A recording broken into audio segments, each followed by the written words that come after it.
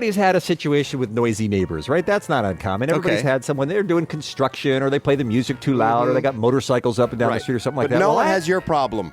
No, my specific problem is that my neighbor about a year and a half ago, I guess maybe, got a rooster. And I don't know how many people have ever lived next to a rooster, but you know how you hear, like in the movies, the rooster crows at sunbreak? Yeah, sure. You hear that sound, you go, oh, that's kind of nice. It's kind of rural. It's kind of homey. That sounds good. Well, what happens, unfortunately, with roosters is that goes on for hour after hour after hour. I mean, they don't just do it right at 6 a.m. and stop? I wish they did. There's no snooze button on a rooster? It's not just during the morning either. I mean, they're quiet a little bit in midday, and then they come back in the afternoon. They crow for hours more. Now, what do you do if you're me in that situation? I live in an area that is rural. I mean, I've got farm animals, so they have every right in the world to have a rooster. But where does their right to have a rooster run up against my right to get a good night's sleep once in a while? Of course. That would drive me nuts. What do you do, Kevin, if you're me? What do you do in that situation? Write Dear Abby. I go out and I would never, ever, ever think of writing Dear Abby. I would go out in dark clothing and kill their pet. Okay, but Would see... not. Oh, yeah.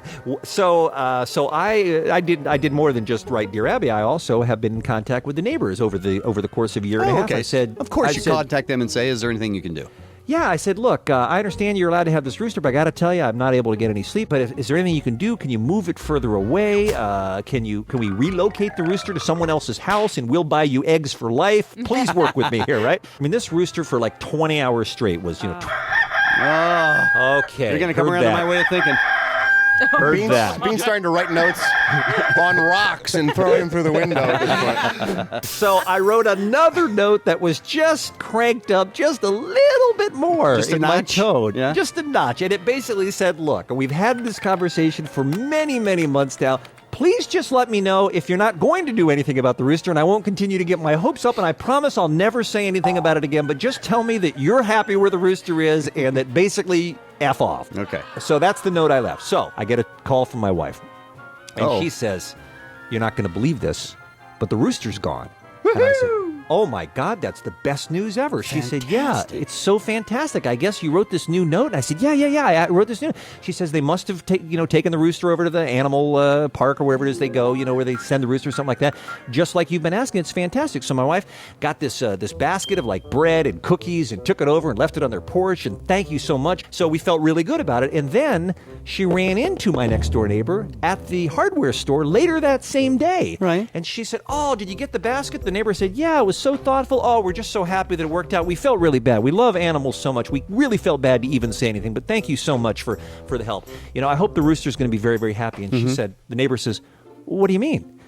And she says, well, I mean, I hope the place that you took the rooster, that rooster's going to have a happy life, maybe a place where it's not going to be bothering anybody, but is going to enjoy. Right. She's like, no, you don't understand. You asked us to take care of the rooster. Donna says, yeah, we wanted you to take care of because of the. She said, no, we took care of the rooster. Nice!